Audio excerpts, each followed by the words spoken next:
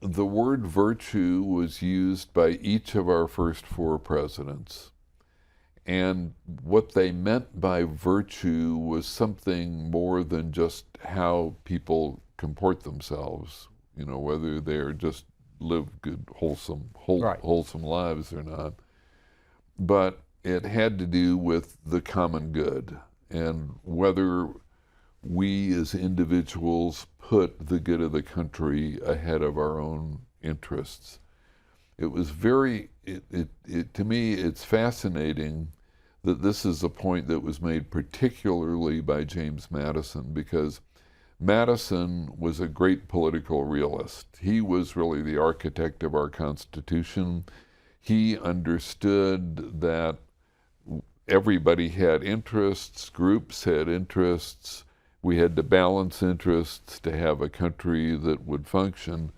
But he also said that no matter how well structured our government is, our political system is, the country is not going to succeed, America is not going to succeed without the virtue of its citizens. That is, it's got to be more than just self-interest. It's got to be more than what's in it for me.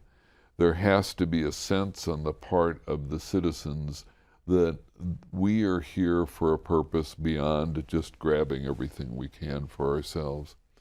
That concept of virtue, which our first four presidents thought of as a Republican with a small r, Republican quality, faded out with them. And we didn't hear much more about it or anything like it. A few outcroppings, Lincoln, and most notably John F. Kennedy's inaugural speech, when he said, ask not what your country can do for you, ask what you can do for your country.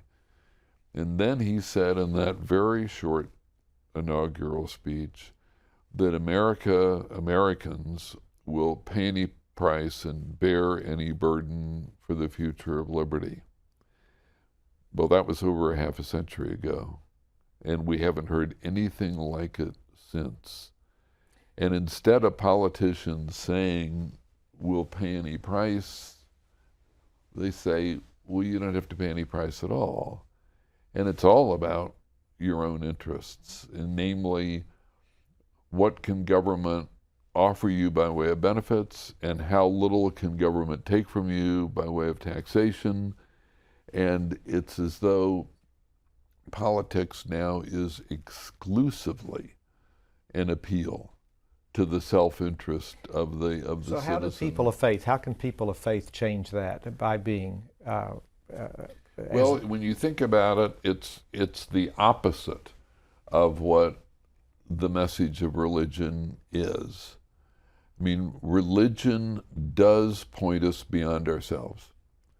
And for faithful people, the me, what's in it for me, the me is not central. There's something higher, namely, God is higher. So your whole focus is for something bigger and better than yourselves.